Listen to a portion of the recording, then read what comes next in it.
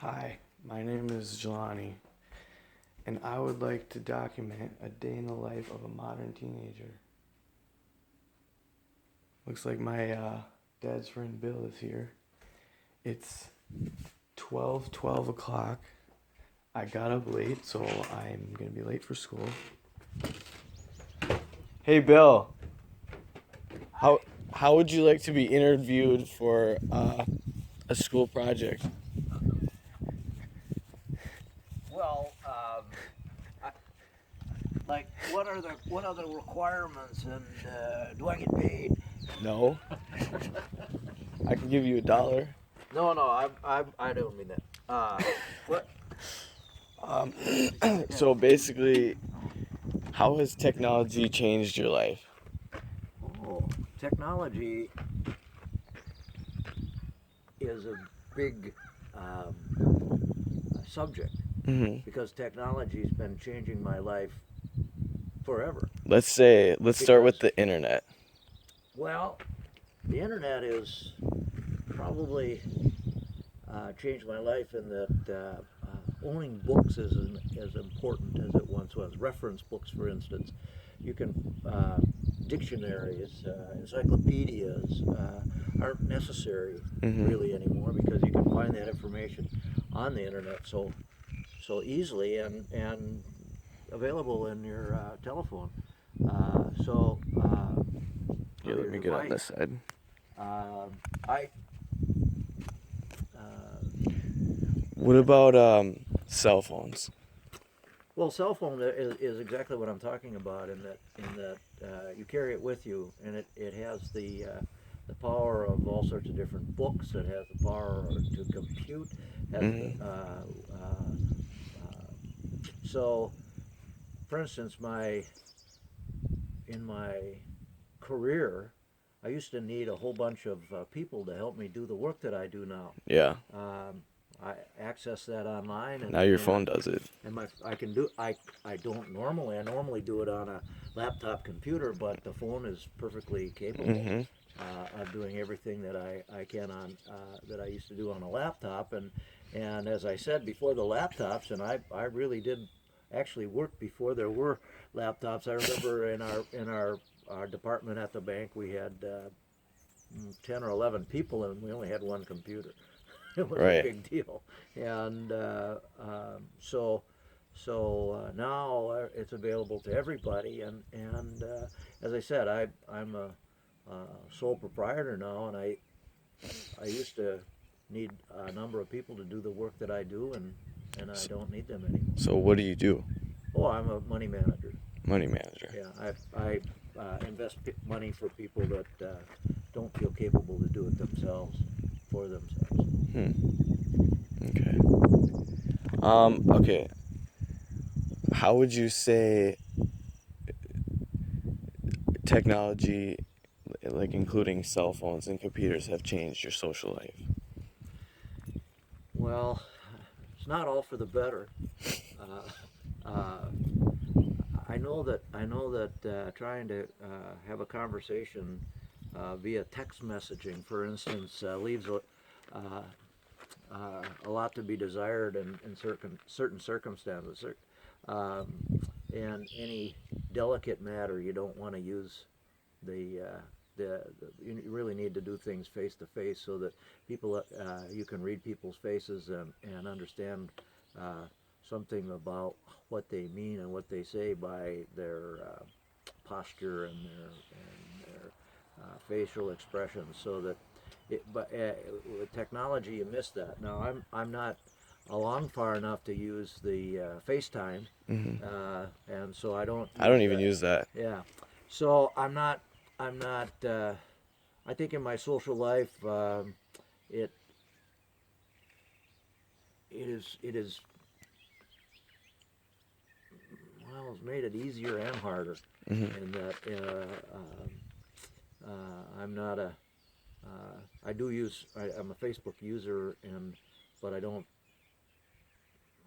post many things on it because I'm more private than that, and I don't want everybody to know Hmm. Right. what I'm doing, what my feelings are about things. Matter of fact, I think you have to be kind of you have to play your feelings pretty gently on the internet because you make as many enemies as you do friends, Right. and you. Uh,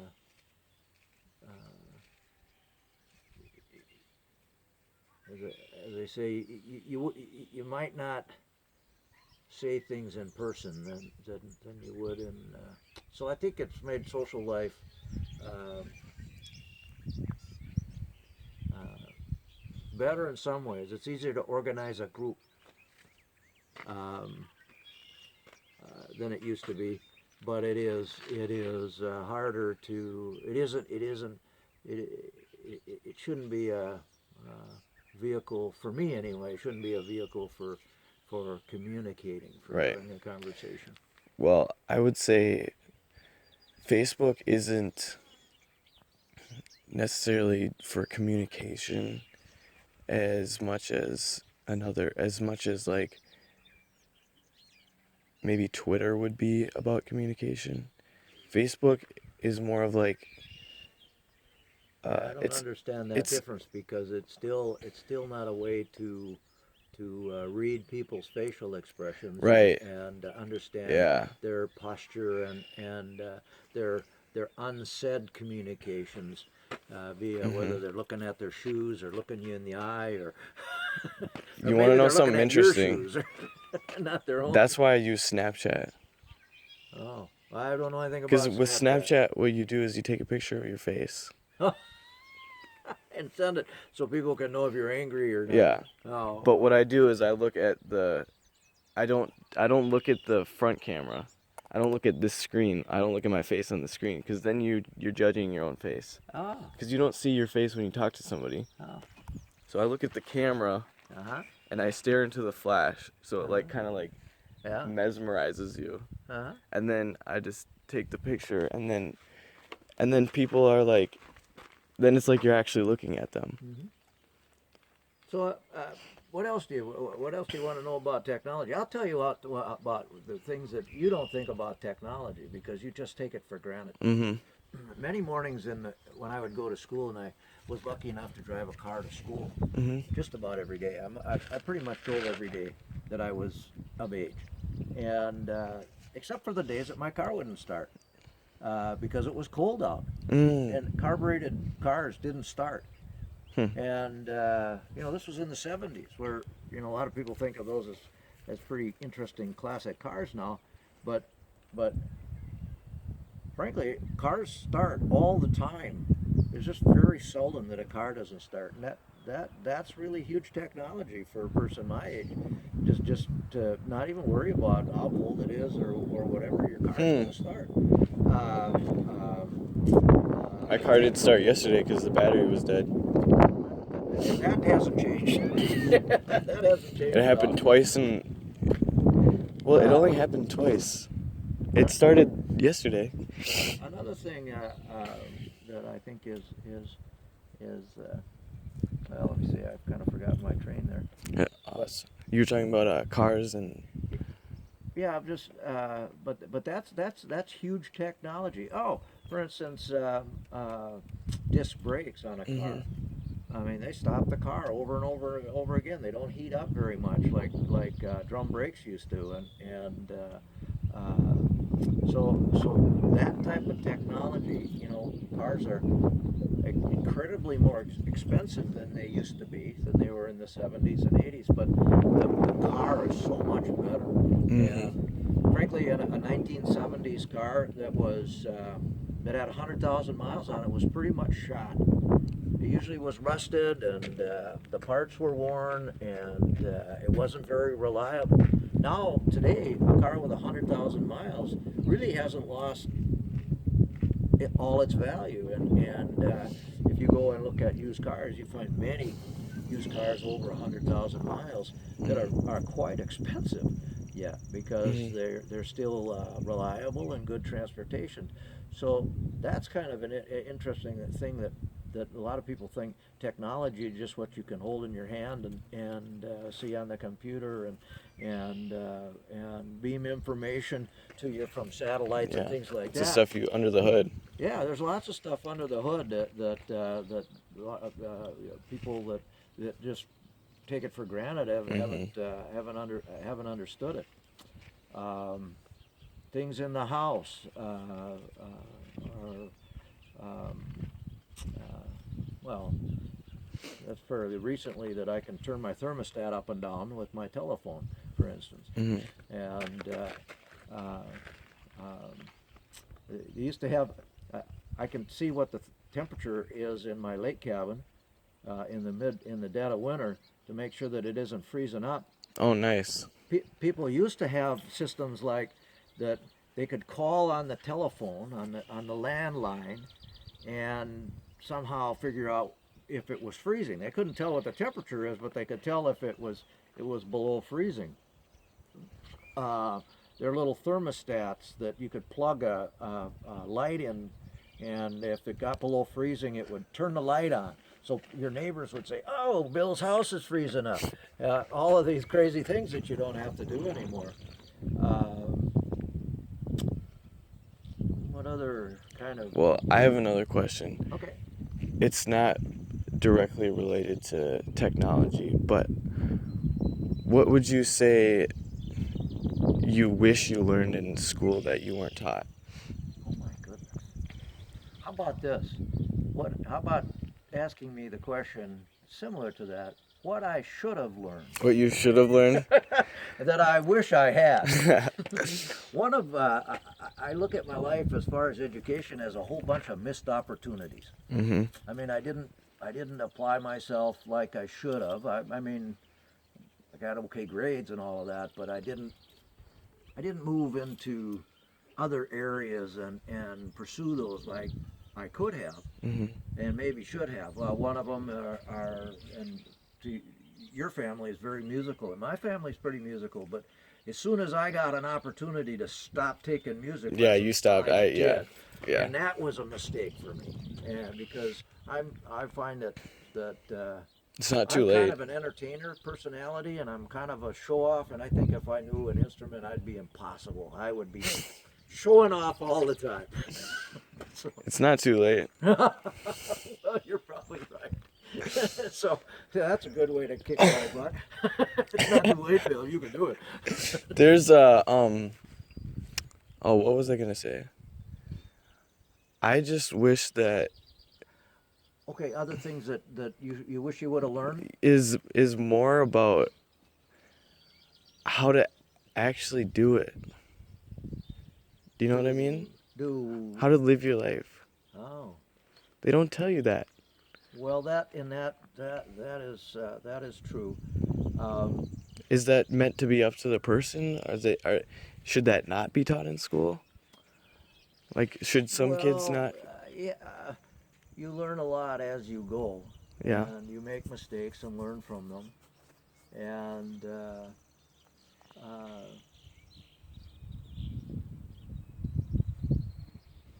It's a hard question. yeah, I don't think it can be.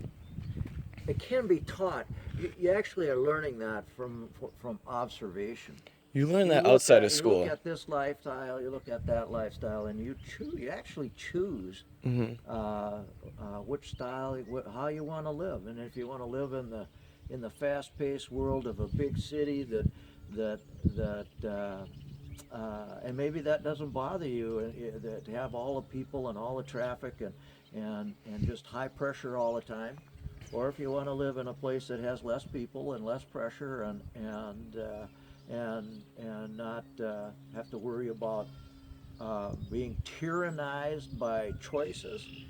You know, we that live in the country don't have as many choices. But then we don't have to make choices, and we just do what we do and not look whether, well, if I would have done that, I would have been different. If I'd done that, I would have been different. You go into a grocery store and you want mustard, and there's 5 kinds or 6 kinds or maybe a dozen mustards. Well, it used to be a lot easier. You'd pick up yellow French's yellow mustard. now there's all these mustards, and that's what I'm You can saying have your is own that, mustard now. huh? You can have your own mustard now. Exactly. But what I'm saying is you choose whether you want to have your life busy or not, or Hmm. a high pressure or not, and doesn't mean you can, if you decide to say, well, I don't want all this pressure, doesn't mean that you can slack off and not participate or not try to excel. You just do it at a different pace, and be happy with what you get because of the decisions you make. You don't Yeah. if you make decisions Yeah, not to be an it's MD, a hmm medical doctor. then that's not the way you wanted to do it. That's right, and so you don't envy their lifestyle Hmm. or whatever because frankly what you see isn't their lifestyle. You see Hmm. the houses and the toys that they have, but you don't see the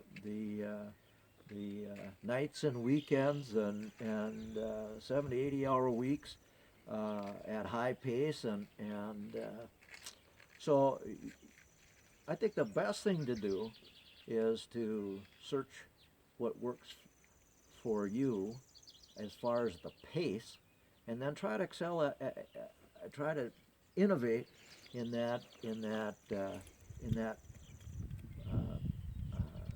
pace of life. Because you can choose to have slow, or you can choose to live in places that are incredibly busy. Hmm. Now, the interesting thing about technology, back to your original question, is that you can choose to live in a place that's slow paced, and your career can be in the fast pace Hmm. because your career can take you to any place in the world now. And I think I see that in my son's life he's a project engineer, and they get uh, they make bids for companies to produce little parts or something for them from all over the world. And you could do that in Eau Claire, or you could do that Hmm. in I gotta wrap it up a little bit. Paskin, or you could do that in Colfax, and Hmm. nobody knows or cares as long as you deliver the parts. So technology has well, It you don't opens have up to. an opportunity that we didn't have before. Well, absolutely. Yeah. Is there anything else that you'd want to say to a bunch of kids who are about to graduate? Oh, you got to do something. Yeah. uh, Yeah. um,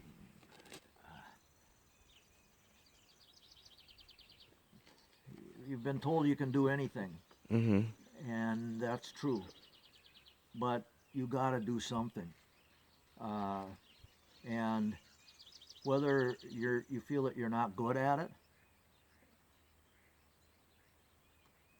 or it's not exactly what you haven't figured out exactly what you do, Mhm. you still got to do something, Mhm.